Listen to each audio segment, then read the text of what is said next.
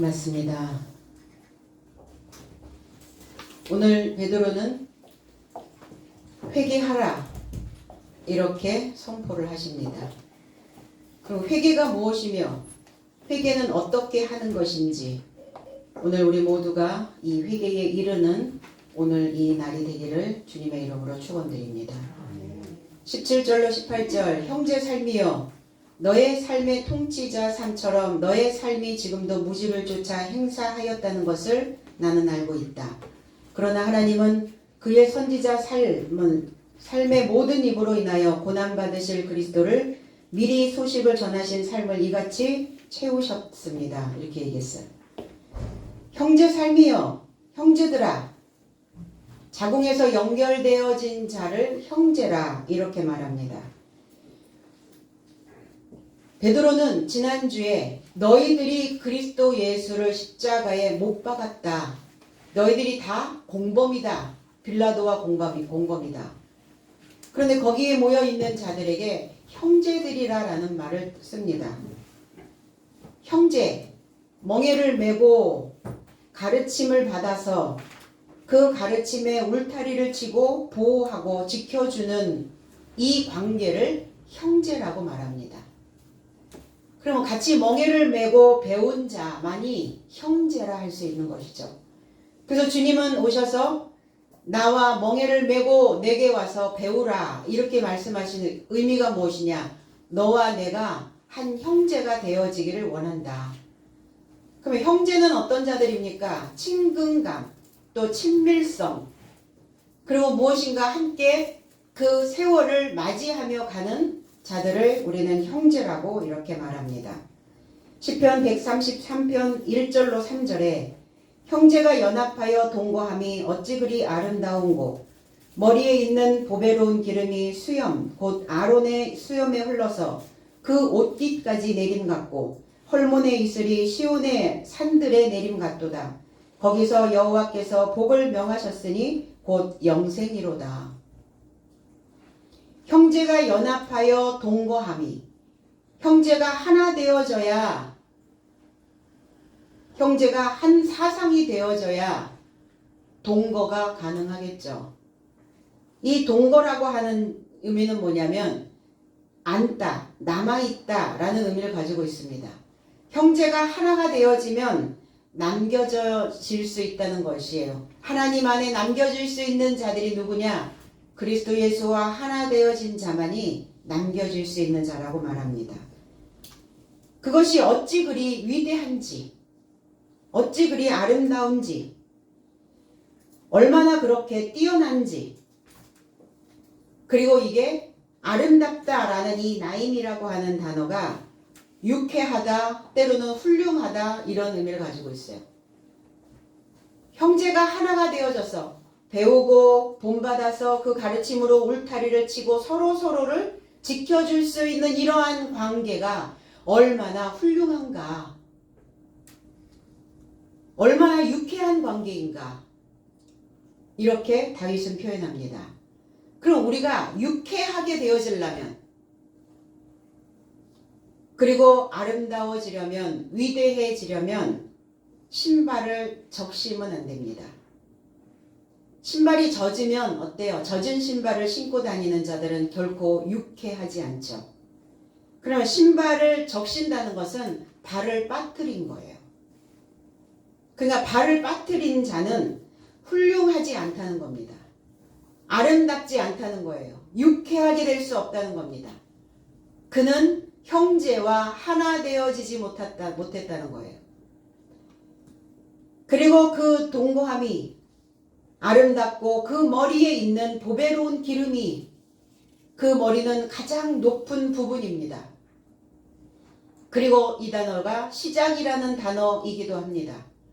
그 인생의 시작이 가장 중요한 삶이 그리고 모든 삶의 첫 번째에 열매되어지는 그 부분이 보배롭다고요. 머리가 보배로워야 돼요. 이 보배롭다라는 것은 이 토부라는 단어입니다. 은총을 입다. 그리고 잘되다, 선하다. 무엇이 잘돼야 하는가? 머리가요. 모든 것이 다 머리로부터 시작되어지고 머리로부터 만들어지기 때문입니다. 그 머리가, 은총을 입은 머리가 기름졌다는 거예요. 빛나고 있다는 겁니다. 머리가 푸짐해야 되겠죠. 머리에서 흘러나오는 그 기름이 풍성한 지식이어야 된다는 거예요. 그리고 그 기름이 수염, 곧 아론의 수염에 흘러서, 이 수염은 자칸이라고 하는 단어인데 장로라는 단어예요. 나이를 먹은, 늙은 이런 의미를 가지고 있는데 장로된 삶. 그러니까 우리가 숫자로만 나이를 먹은 것이 아니라 지식의 나이를 먹은 자를 표현하고 있습니다. 머리가 풍성한 자, 많은 지혜를 가지고 있는 자.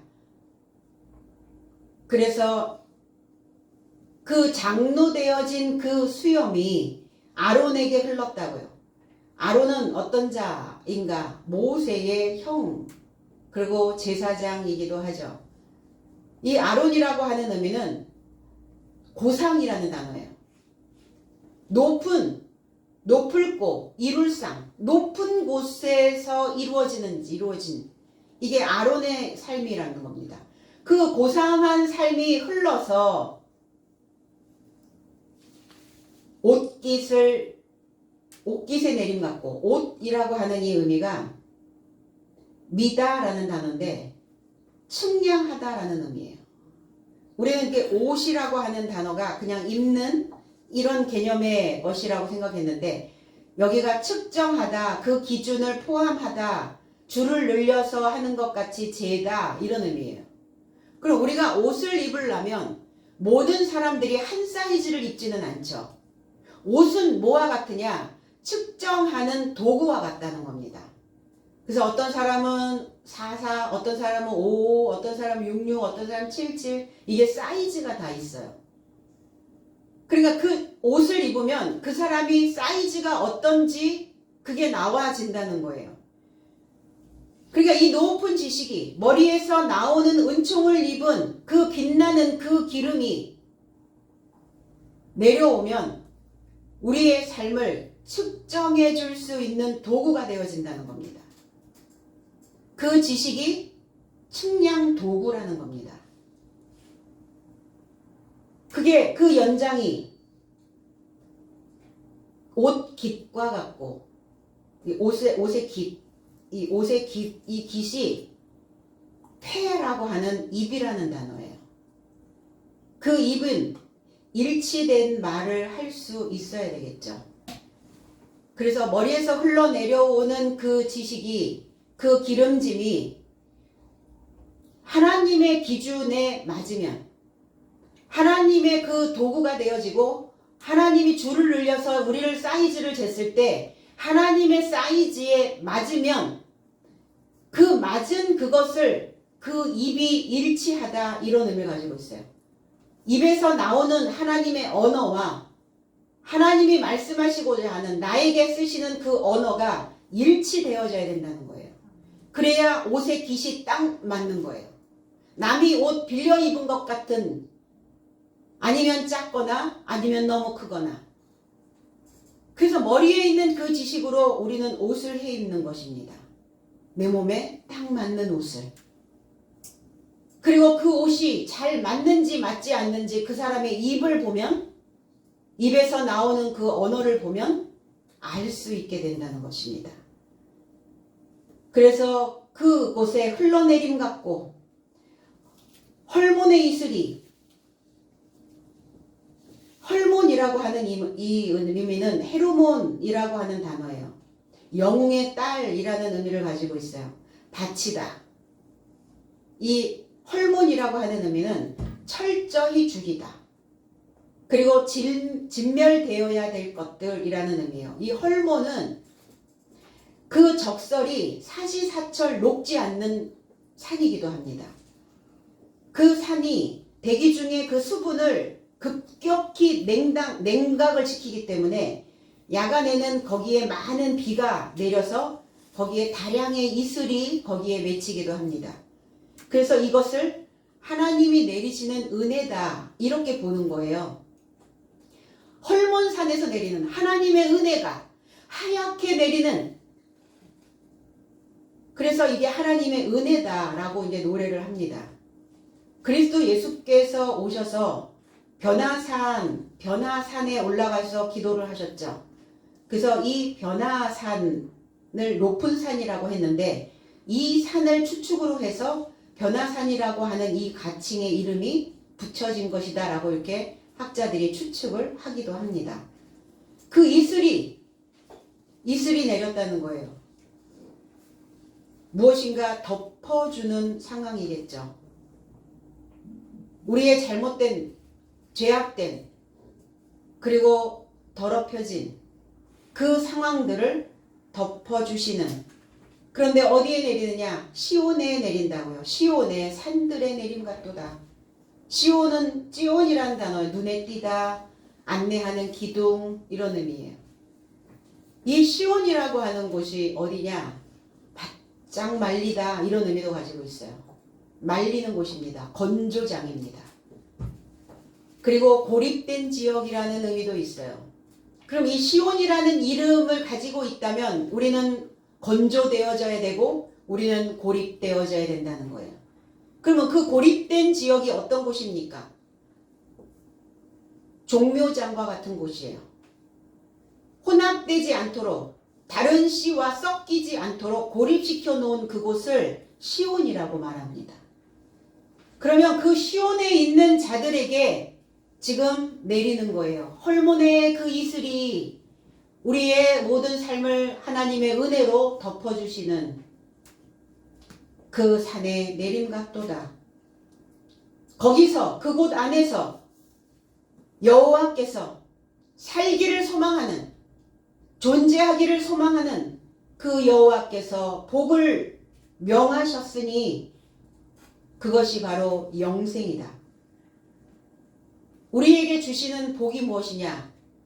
하나님을 찬송할 수 있는, 하나님께 경배할 수 있는, 하나님께 무릎을 꿇고 낮아짐으로 순종할 수 있는 그 마음을 주신 것이 우리에게는 복이라는 겁니다.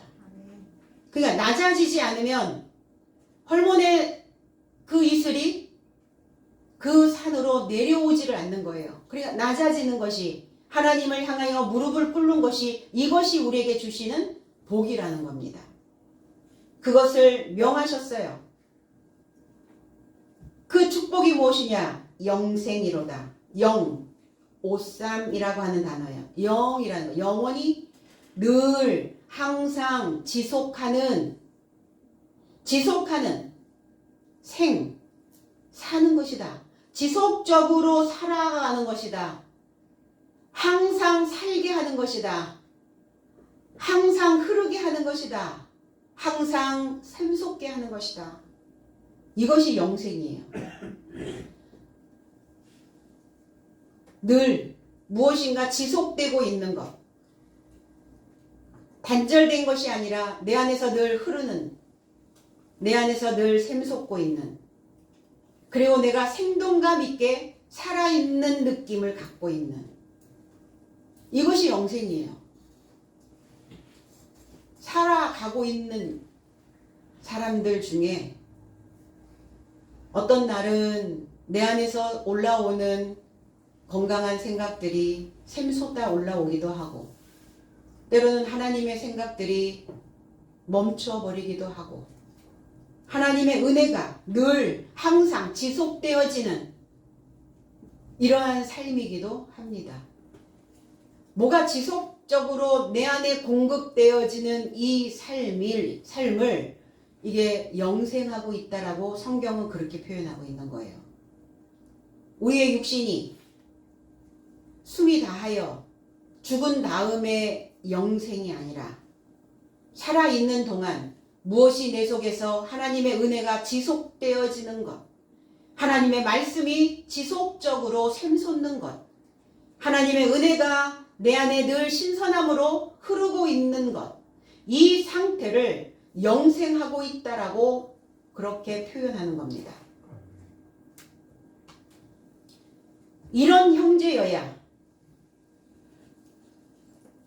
하나님과 그리스도 예수가 하나의 울타리 안에서 지속적인 그 삶을 이어갈 수 있다는 겁니다.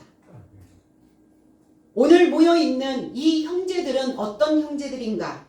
베드로 앞에 있는 형제 삶은 그리스도이신 형제를 애굽의 사상으로 쳤어요. 십자가에 못 박았습니다. 그리고 하나님의 마음을 격동한 자들이었습니다. 무엇이 문제였나? 그들 속에서 하나님의 사상이 샘솟지 아니하고 늘 항상 하나님의 은혜가 흐르지 아니하였던 것이 문제였어요. 내 안에 무엇이 샘솟고 무엇이 흐르고 있는가? 늘 지속적으로 항상 내 사상이 항상 문제를 일으키게 되죠. 그래서 하나님의 말씀의 물은 말라버리고 그 강에는 악취가 나고 그동안 심었던 뿌렸던 그 곡식밭에 수확할 게 없어져 버리고 내가 의지하고 있었던 내가 기대고 있었던 나의 애국적 그 사상은 부서져 버리고 그러고 나니까 다 마음에 무엇만 남아요? 근심과 걱정만 남는 거예요. 그게 애굽이에요. 그래서 오늘 이 시온에서 내 사상은 말라야 됩니다. 오늘 이 사상들이 다 말랐을 때 우리는 하나님의 것만을 수확할 수 있게 되어진다는 겁니다. 곡식을 수확해서 말리죠. 그 알이 더 영그러질 수 있도록. 오늘이 바로 탈곡을 하는 날입니다. 수확하는 날이에요. 그러면 이들이 왜 이렇게 되었나? 무엇 때문에 너희들이 하나님의 형제요, 그리스도의 형제요, 베드로와 요한의 형제요, 우리 모두가 다 형제여야 되는데 왜 너희들이 이렇게 되어질 수밖에 없었는지에 대하여 베드로는 또 설명합니다. 알지 못하여서. 이 아그노이아라는 단어가 무식하다, 무지하다, 마음이 내키지 않음으로 모르다. 어떤 지식도 내 마음이 내키지 않으면 모릅니다. 들리지 않아요. 들어가지 않습니다. 몸이 와 있다 하여서 무식해지지 않는 게 아니에요. 무식하게 되어진 거예요. 너희들이 무식했기 때문에 그렇게 한 거야. 너희들이 마음은 없이 입술로만 주여 주여 했기 때문에 상황이 이렇게 되어진 거야. 그리스도와 형제가 되지 않고 애굽의 사상으로 쳤고 그 상태가 하나님의 것은 다 바짝 말라버리고 너희들의 사상만 애굽의 기둥만 붙잡고 있었던 너희들의 삶이었어.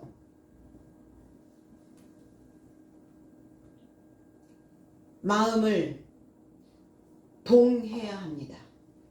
마음이 동해야 해요. 마음이 내키지 않아. 사람들은 참 그래요. 마음이 내키지 않으면 아무것도 하지 않으려고 해요.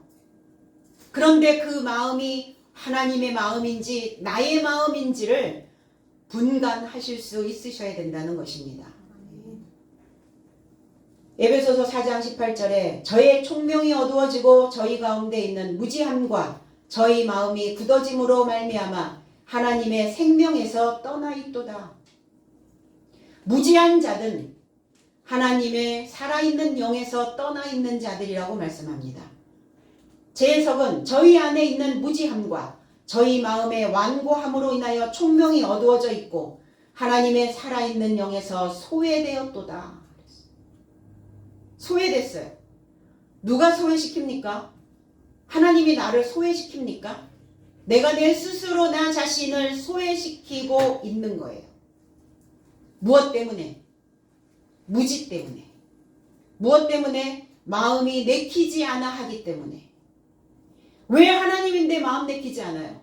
하나님을 믿는 백성이 하나님을 믿는 형제가 왜 마음 내키지 않아 하는지, 내 마음이 흘러내리지 않기 때문이에요. 내 마음이 내려가야 되거든요. 이슬이 헐몬산에서 그 시온의 산으로 내려가듯이 내 마음이 내려가야 돼요. 헐몬에 있는 그 산에서 내려오는 그 이슬이 그냥 동결되어졌다고 생각해 보세요. 꽁꽁 얼어붙어 있는 상태로 흘러내리지 않는다고 생각해 보세요. 변화되는 삶을 누릴 수가 없게 됩니다. 이 무지는 우상을 만드는 자와 같다는 거예요. 우상이 뭐냐? 무식한 자입니다. 무지한 자입니다. 하나님의 생각이, 하나님의 마음이 텅 비어 있는 자들을 우상이라고 말해요. 하나님을 알지도 못하고 깨닫지도 못하고 그 눈이 가리워져 있어서 보지 못하고 마음엔 생각도 없고 지식도 없고 총명도 없고 그래서 마음에 미혹이 되어져서 스스로 영혼을 구원하지 못한다는 거예요.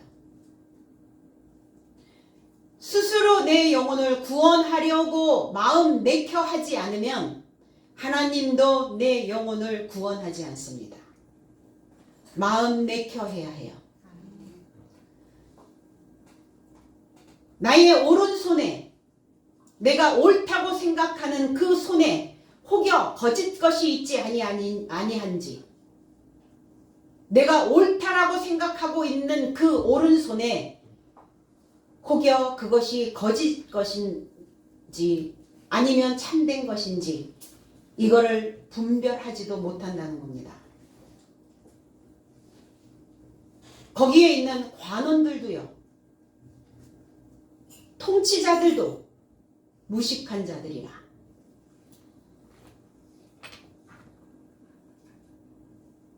그 선지자들, 그 관원들, 거짓 선지자들, 그들도 그리하였다 그랬어요.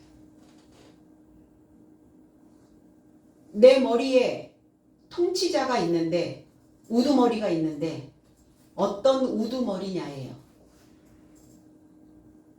나를 인도하고 나를 끌어가고 내 마음을 내켜 하는 그 지도자가, 그 통치자가 누구냐는 거예요. 이 머리에서 나를 지배하고 있는 이 통치자도 무식한 자들이었다. 분별할 수 없는 자들이었다. 그들이 습관적으로 행했다. 습관적으로 믿었고 습관적으로 예배드렸고 습관적으로 하나님의 이름을 불렀다. 그들이 그렇게 행사했지만 그들 속엔 여전히 무식함이, 무지함이 있었다는 겁니다. 죄가 뭡니까? 죄의 본성은 무지입니다. 하나님을 알지 못하는 것에서부터 비롯되어진다는 거예요. 그래서 우리는 다 죄와 사망의 자녀들이었어요. 하나님을 알지 못했어요, 구약에서는. 그래서 다 죄인이었습니다. 죄인은 하나님을 아는 지식이 없었기 때문에 그 옷깃을, 내가 그 옷을 입음으로 인하여 나를 측정할 수도 없었어요. 그런데 우리가 이 지식을 접하고 나서 우리가 이 지식의 옷을 입었다면 이제는 나를 측정할 수 있어야 된다는 겁니다. 여전히 어린아이는 아니죠. 여전히 접가는 자가 되어서는 아니 된다는 겁니다. 분별할 수 있어야 돼요. 그런데 지금도 여전히 나는 믿기만 하면 된다라고 말하고 있다면 그 통치자가 죄를 가중시키는 거예요. 그럼 죄를 가중시키면 어떻게 되죠? 가중 처벌이 되겠죠. 누가 나를 처벌합니까? 하나님의 손이 나와서? 아니면 하나님이 벼락을 치셔서? 그렇게 처벌하지 않아요. 하나님의 영이 소외된 자들 속에 어떤 처벌이 이루어지느냐? 불편해요. 열등해요. 겉돌아요. 머리에서 나오는 그 생각들이 풍성하지 않아요. 그리고 하나님의 생각으로 늘 항상 살아있다라고 하는 느낌을 받지 못합니다. 이것이 가중처벌이에요.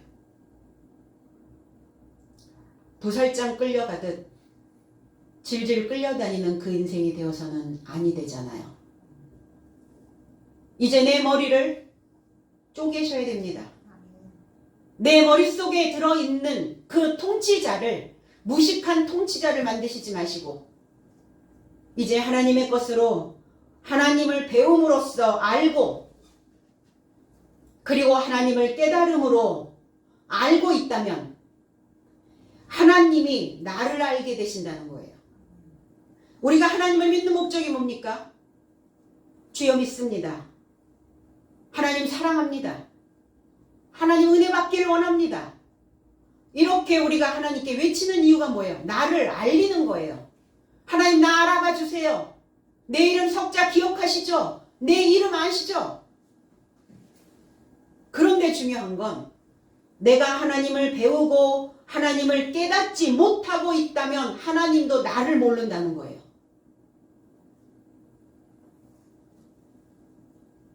내가 하나님을 깨닫고 하나님을 배움으로써 알고 그래서 하나님도 나를 알게 되어졌다면 그것 자체가 하나님을 사랑하고 하나님을 경외하고 하나님을 영화롭게 하는 것이다. 무조건 하나님은 나를 기억하고 계신다고 우리는 잘못 알고 있죠. 내가 하나님에 대하여 알지 못한다면 하나님도 나에 대하여 알지 못해요. 내가 하나님에 대하여 아는 만큼 하나님도 나에 대하여 그만큼 알고 계신다는 겁니다.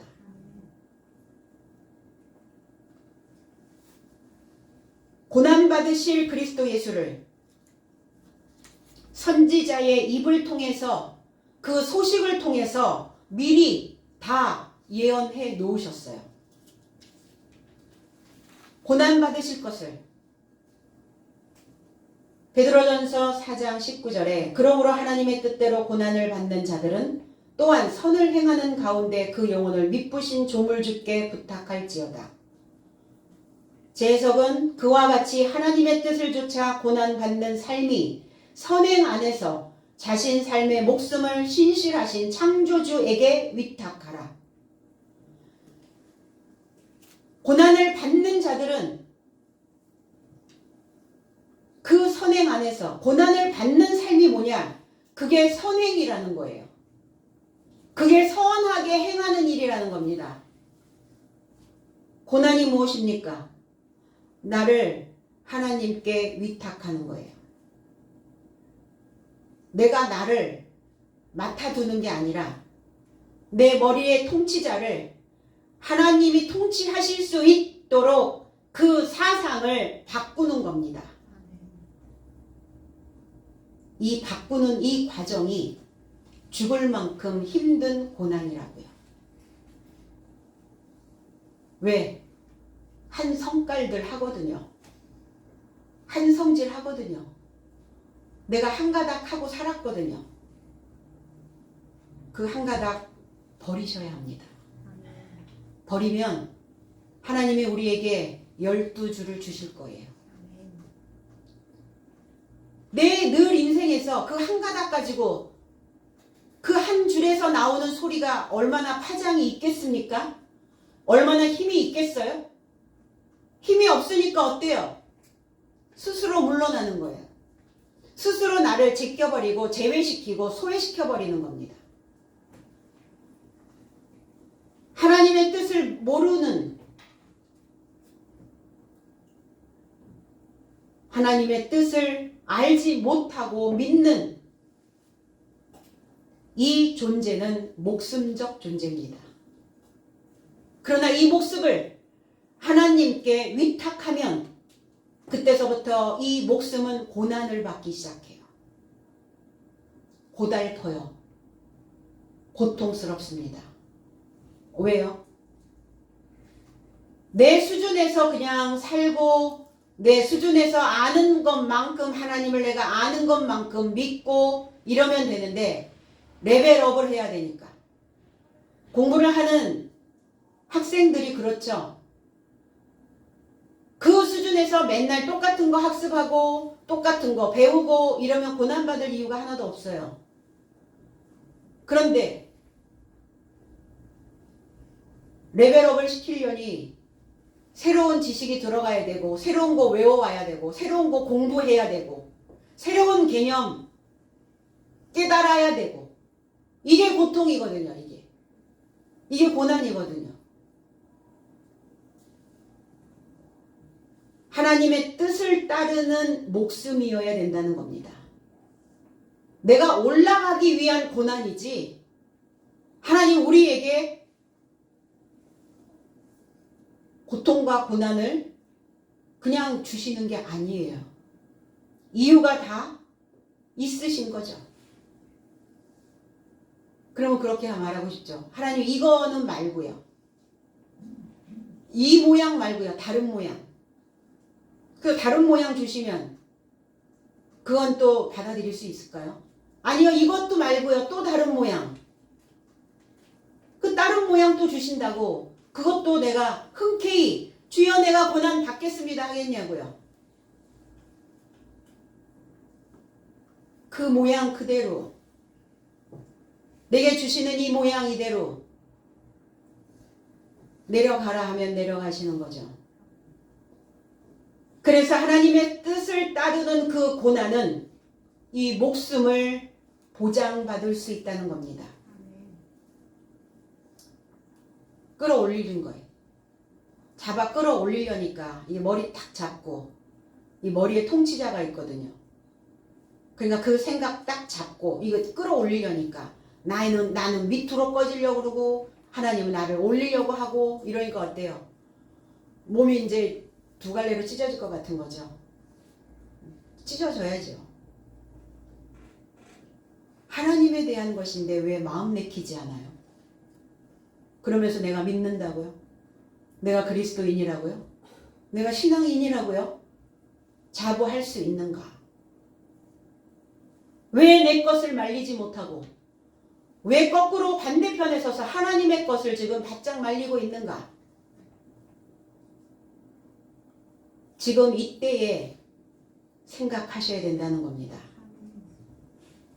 그래서 교회라고 하는 이 집단, 교회의 이 집단의 지능을 좀 높여야 될 때가 되었습니다. 그러니까 부지런히 침노해 들어오시라고요. 천국은 침노하는 자의 것이다 이랬어요. 높은 지성을 강탈해서 먹는 겁니다. 마태복음 11장 12절에 세례 요한의 때부터 지금까지 천국은 침노를 당하나니 침노하는 자는 빼앗느니라. 제 해석은 그래서 하늘 삶의 나라는 세례 요한의 날부터 지금까지 침략당하고 있고 침략자의 삶은 그것을 강탈한다. 그 지식을 침략하지 않으면 치받아 올라오지 않으면 이것을 뺏어갈 수 없다고요. 누가 내 입에 넣어주는 게 아닙니다. 어떤 배우가 최고 연기상을 받고 거기에서 소감을 이야기를 하는데 그 소감문에 이렇게 얘기했어요. 선배들이 이렇게 얘기했습니다. 제가 처음에 연예계에 발을 디뎠을 때 영화판에 발을 디뎠을 때 이렇게 얘기합니다. 너한테 아무도 가르쳐주지 않아. 이건 이렇게 해야 되고 저건 저렇게 해야 되고 날마다 너한테 리허설 하지 않아. 네가 눈치껏 그것을 도둑질해서 먹어야 해. 이렇게 얘기하는 소감을 제가 들었어요. 우리는 높은 지성을 하늘나라의 삶을 내가 먹어야 되면서 왜 우리는 눈치껏 그것을 강탈하려고 하지 않죠? 땅에 있는 자들도 눈치껏 도둑질해서 먹어야 된다라고 말하고 있는데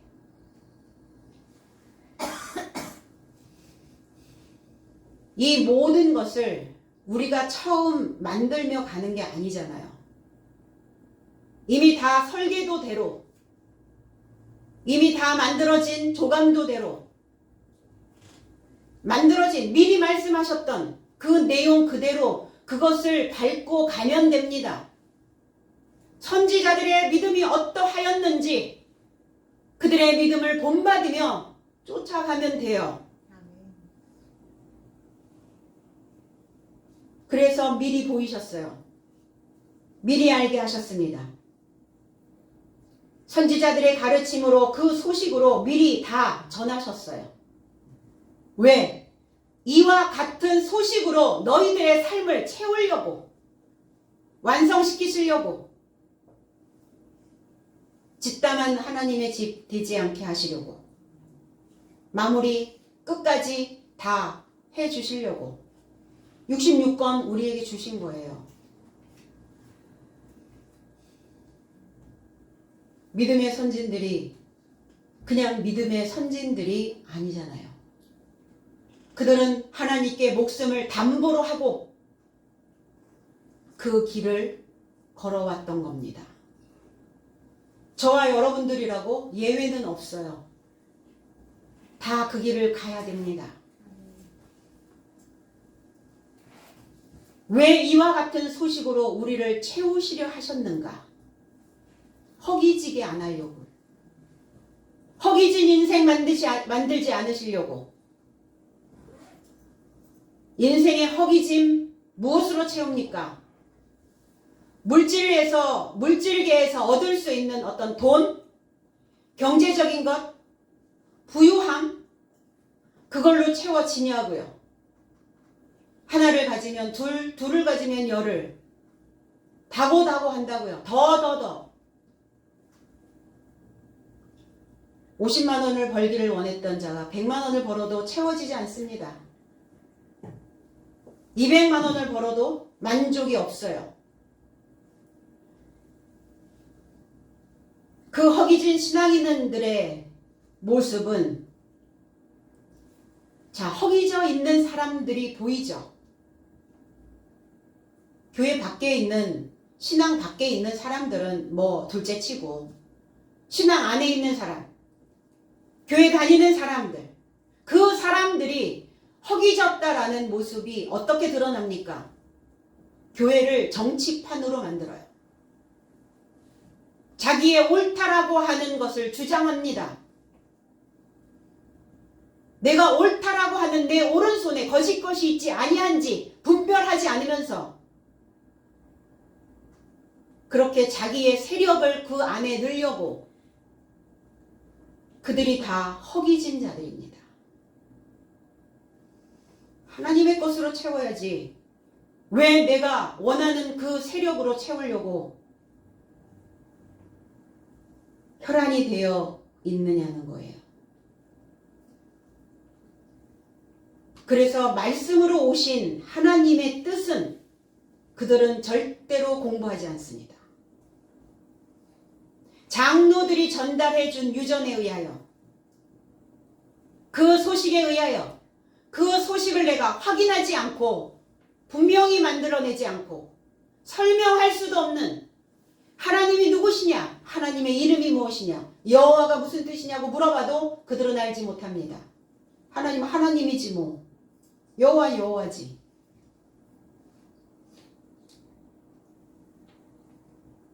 그 엘로힘이라고 하는 하나님의 이름은 전능자를 소망하라예요.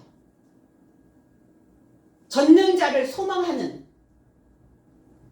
이게 엘로힘입니다. 여호와는 살기를 소망하는. 왜 정치판이 되어집니까? 왜 자기의 세력들을 넣으려고 무식한 통치자들에 속한 자들의 모습이죠. 무식한 자의 모습이. 그러니까 거기에 연결된 성도들은 어떻겠어요? 성도들은 더더욱 더 무식해지겠죠.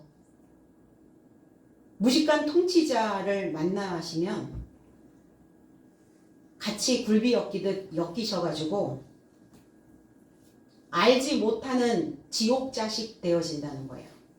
지옥이 뭐냐? 알지 못하다. 하데스. 배나 지옥 자식을 만드는 거예요. 그들이. 하나님을 알지 못하면 맴돌아요. 우리는 맴돌다가는 인생이 돼서는 안 되죠. 정착하셔야죠. 거주하셔야 됩니다.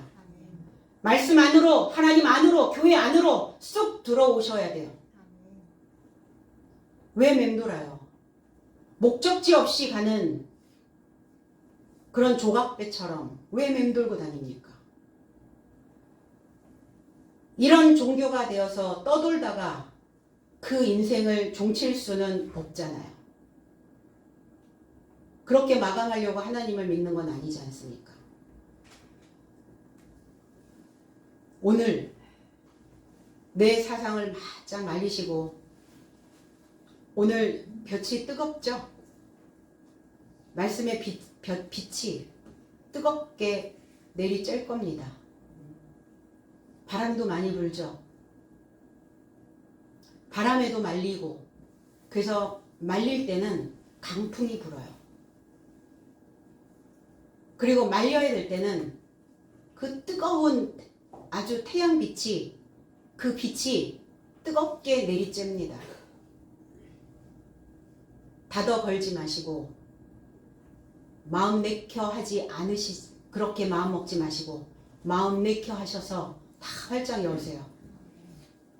그러면 그 바람에 말려지고 그 뜨거운 빛에 다 바짝 말라서 이제 토실토실한 그 알갱이들이 여러분들의 머리에 가득 그 창고에 가득 수확되어질 것입니다. 19절 그런즉 회개하라. 그리고 너의 죄의 삶을 닦아내매 이루고자 돌이켜 접촉하라. 개역성경이 19절에 보니까 그러므로 너희가 회개하고 돌이켜 너희 죄 없이 함을 받으라. 여기까지가 19절이에요. 원어 성경은 이같이 하면 유쾌하게 되는 날이 주 앞으로부터 이를 것이요. 이같이부터 20절에 들어갑니다. 그러니까 이 절을 잘못 나눠 놓은 거죠. 그 문장에 절을 나눠 놓는 이유가 뭘까요? 19절 안에는 요 절만 들어가야 돼. 그리고 요 19절은 요 19절 요 단어만 알고 가면 돼. 20절에 들어가야 되는 단어가 19절로 밀고 올라갔단 말이에요. 그러니까 19절에 껴야 되는 단어가 문장이 아니라는 거예요. 그거 빠져야 되는 거예요. 20절로 들어가야 되는 거예요. 19절에 들어가야 되는, 그래서 쭉 흘러내려오죠. 문장이 흘러내려오잖아요. 흘러내려오다가 19절 이렇게 되면 거기 안에 들어가야 되는 그 내용, 흘러내려왔던 그 내용, 그 같은 사상이, 같은 지식이 거기까지라는 거예요. 이제 20절서부터 다른 형태가 또 흘러가게 되어지는 거예요. 근데 이거를 뒤죽박죽 섞여 놓으면 어떻게 되겠어요? 물이 흐르다가 여기서 다른 물이 흘러가야 되는데 똑같은 물이 흘러가면 그 맥락이 달라져 버리는 거예요. 이게 절을 나눈다는 게 이만큼 중요합니다. 우리의 인생도 절을 나누죠. 내가 지금 어떤 절을 가고 있느냐, 내가 가고 있는 이 절, 이 문장의 이 절에 맞는 합당한 그 사고와 그 생각과 그 삶의 바탕들을 만들어내시라는 거예요. 그래서 19절 거기까지 돌이켜 접촉하라. 베드로는 거기에 있는 솔로몬 행각에 모여 있는 이 이스라엘의 형제들에게 회개하라 이렇게 외칩니다. 세례 요한서부터 회개하라. 그리스도 예수께서도 회개하라. 메타 노에오, 메타 노이에오. 메타라고 하는 단어는 연합하다라는 단어, 연합, 결속, 결합. 노이에오는 인지하다, 생각하다, 이해하다, 마음에 두다.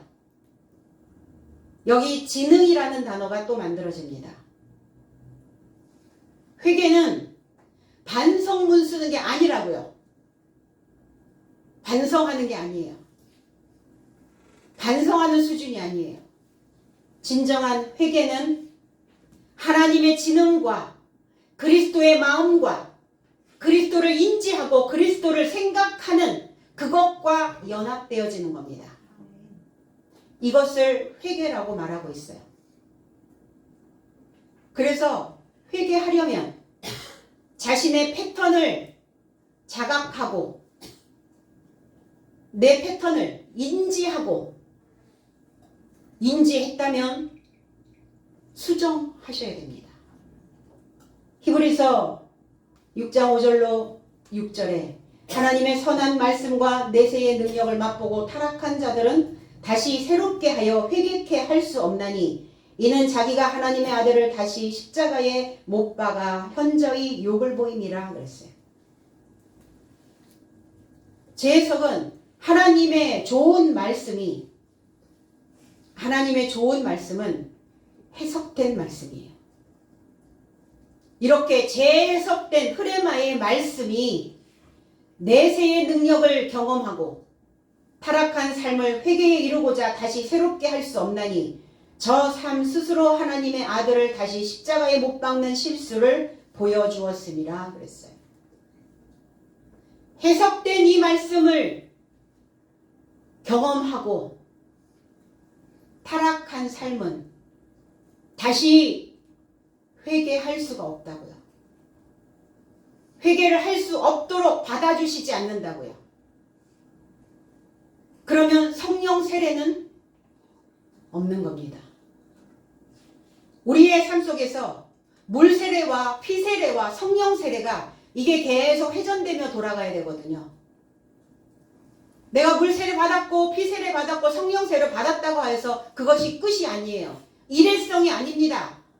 단번에 이루어지는 것이 아니에요. 계속 주기적으로 그것이 어느 시점이 되면 물 세례, 어느 시점이 되면 피 세례, 어느 시점이 되면 성령 세례. 그 기회를 놓쳐버린다는 겁니다. 그래서 이 해석된 말씀을 맛보고 변절하면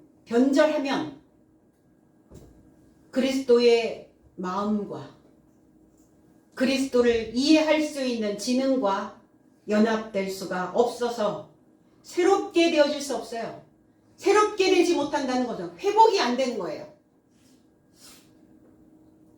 그러니까 그 한 가닥, 내가 한 가닥 했던 그 삶의 형태를 계속 유지하고 가는 거죠. 고수하고. 다른 음은 못 내는 겁니다. 회개에 합당한 열매 맺을 수 없죠. 그럼 회개에 합당한 열매가 뭡니까? 변화된 삶이에요. 회개가 되었다면 그리스도의 지능과 마음과 그 생각과 연합되어졌다면 분명 변화가 됩니다. 변화가 이루어집니다. 그럼 변화가 없다는 것은 초등학문 그 세상의 삶 속에 노예로 살고 있는 거예요. 초등학문의 그 세상 노래 계속 부르고 저등정신, 인간을 고등동물이라고 얘기하죠. 이 고등인 정신을 저등정신으로 만들어버리는 거예요. 누가? 스스로. 종의 삶에서 태어난 이스마엘로 그 신앙의 마감을 하게 됩니다. 그러니까 한 번도 신앙 안에서 활짝 된 웃음을 웃을 수가 없겠죠. 이스마엘로 살다 가는 거예요. 이 단어가 히브리어로 넘어가면 나함이라고 하는 단어입니다. 회개. 한숨을 쉬다, 통회하다. 그러니까 통회하고 자복하라 말씀하시잖아요. 회개하라. 이 나함이라고 하는 이 단어는 규정된 법으로 울타리 치고 진리를 행하다. 이게 회개예요. 규정된 법으로 울타리 쳐야 돼요. 규정된 법이 없으니까 문제가 되는 거예요. 사람들마다. 하나님을 믿으면서 자기 마음대로, 자기 멋대로, 자기가 하고 싶은 대로 하려고 하는 거죠. 그게 하나님의 의도와 맞는가 보실 수 있어야죠. 욥기서 42장 6절에 그러므로 내가 스스로 한하고 티끌과 재 가운데서 회개하나이다. 스스로 한하고 한하다. 이 마스라고 하는 단어. 스스로 내어 쫓다. 내어 버리다. 그러니까 스스로 잘못된 통치자, 잘못된 머리, 잘못된 생각을 내쫓으라고요. 내어 버리라고요. 욥은 지금 그 상황을 이렇게 표현하고 있는 겁니다. 내가 스스로 내어버리고 티끌과 재 가운데서. 왜 우리는 회개할 때 티끌과 재를 뒤집었을까요? 티끌이라고 하는 단어는 먼지가 되다. 이 아파르라고 하는 단어예요. 티끌, 아파르. 그러면 이 아파르는 어떤 아파르냐? 빚어져야 되는 아파르예요. 먼지와 같은 존재입니다. 우리는 먼지와 같은 존재예요. 그러니까 빚어져야 돼요. 나는 다시 나를 빚어내고 나를 다시 빚어내는 그 삶으로 재 가운데서. 재는 뭐예요? 머리에 수건을 덮는다라는 의미를 가지고 있어요. 그러니까 나의 어떠한 내 생각들, 나의 그 고집들, 내가 하나님에 대하여 인지하지 못하고 나를 자각하지 못하고 내 패턴을 읽어내지 못하고 있는 이 무식한 생각들, 이런 생각들을 덮어버리는 거예요. 묻어버리는 겁니다. 그 생각을 깊이. 다시는 나오지 못하도록. 그래서 이게 제 가운데서가 아니라 제 위에서, 올라온 생각 위에서, 하나님의 생각 위에서, 그 위에서 내가 회개하나이다. 규정된 법으로 울타리치고 그 진리를 내가 행하나이다. 그러니까 욥은 하나님과 연합된 마음이 아니었다는 거예요. 즉 하나님에 대하여 깨닫지 못하고 믿은 겁니다.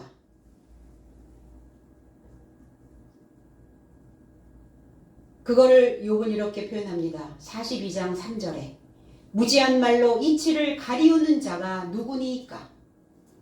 내가 스스로 깨달을 수 없는 일을 말하였고 스스로 알 수 없고 헤아리기 어려운 일을 말하였나이다.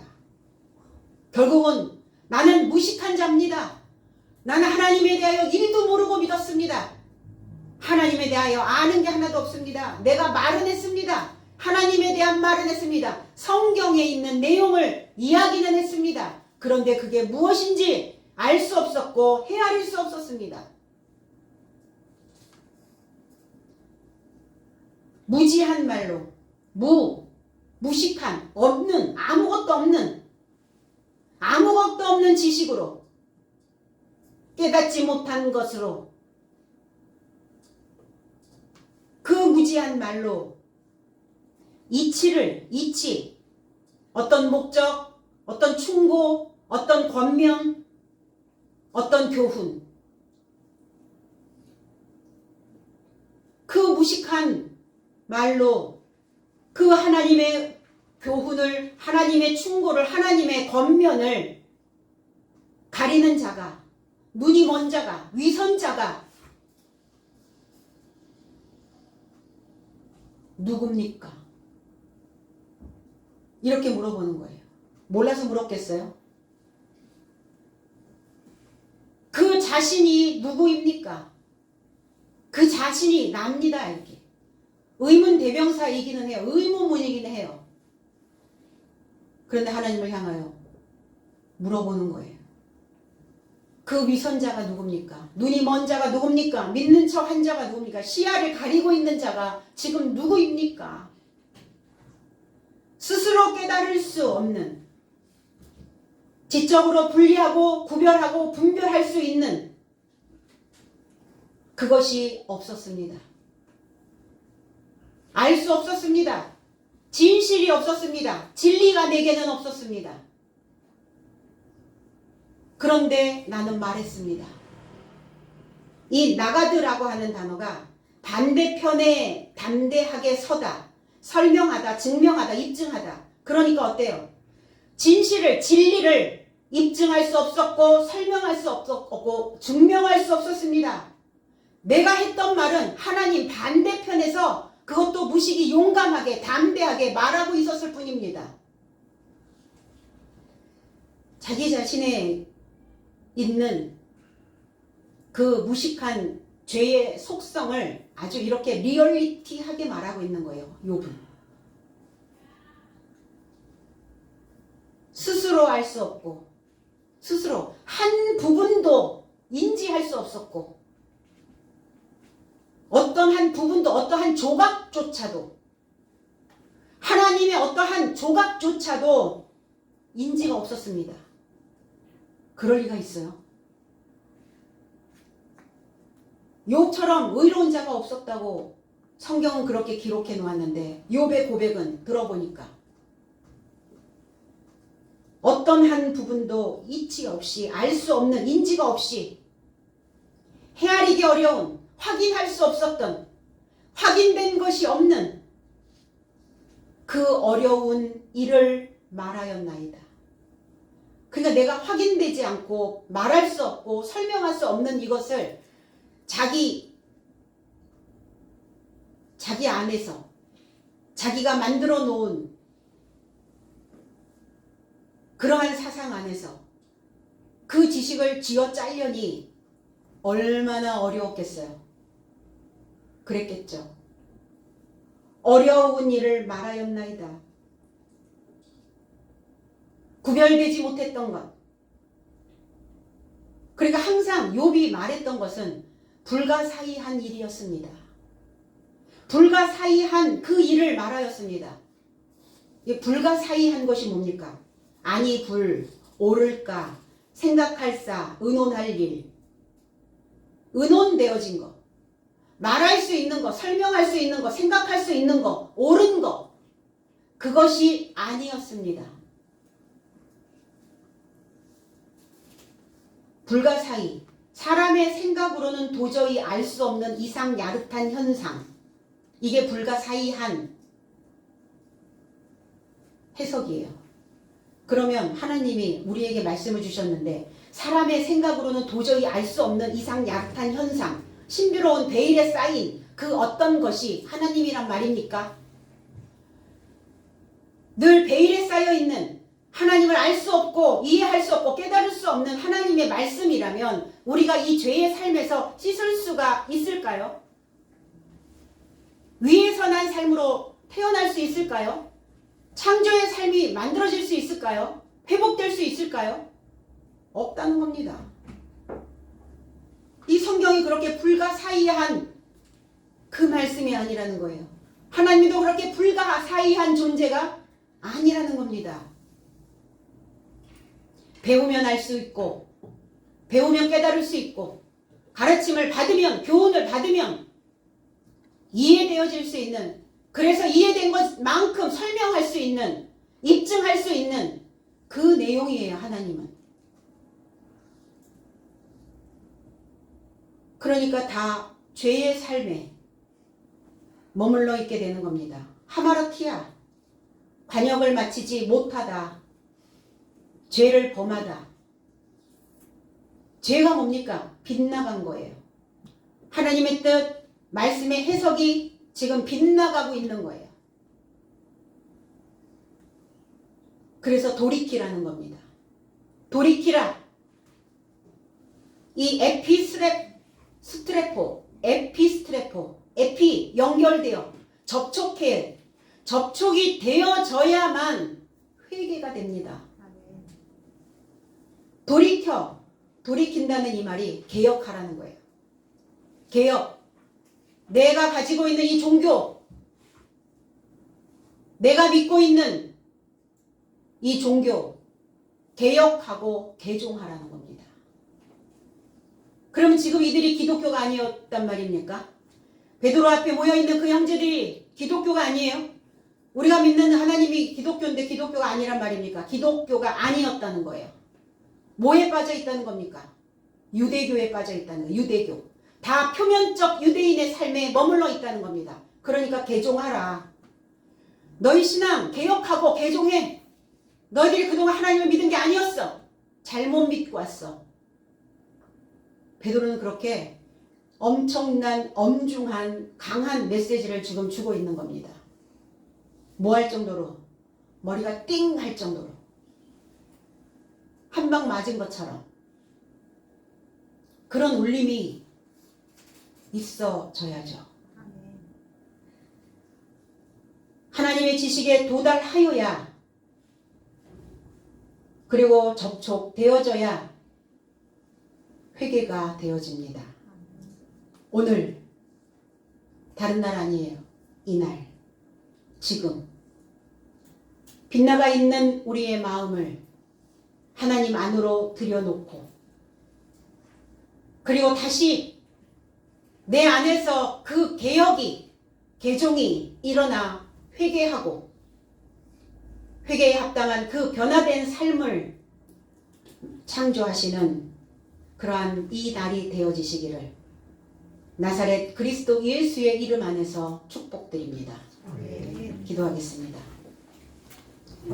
아버지 감사합니다. 오늘 우리를 향하신 하나님의 그 뜻이 무엇인지를 다시 한번 깨닫고 가게 됩니다. 베드로의 입증된 설교, 베드로의 해석된 그 메시지를 통해서 오늘 우리 형제들이 다시 한번 연합되어지는, 하나가 되어지는 시간들이 될 수 있도록 도와주시고, 오늘 이 시온성에 모여있는 하나님의 형제들이 다 하나님 안에서 하나 되어질 수 있는, 그리고 한 사상으로 흐르며 하나의 사상으로 빚어질 수 있는 이 형제들이 되게 하여 주시옵소서. 하나님 일찍이 우리가 무엇이 되기를 원하고 하나님의 어떤 것들을 만들어내기를 원하셔서 우리에게 미리 알려주신 이 소식을 통해서 하나님의 말씀들이 채워지게 하시고, 그 채워진 말씀들이 하나님의 든든한 집으로 세워져 갈 수 있도록 하나님이 시온성교회를 축복하여 주시옵소서. 이 말씀을 듣는 우리 모두가 다 하나님의 말씀으로 새롭게 되어질 수 있는 그 은혜를 입게 하시고, 하나님의 은총이 다시 한번 헐몬의 산에서 내려오는 그 이슬처럼 내려질 수 있도록 하나님 역사하여 주시옵소서. 감사드리며 예수 그리스도의 이름으로 기도드리옵나이다. 아멘.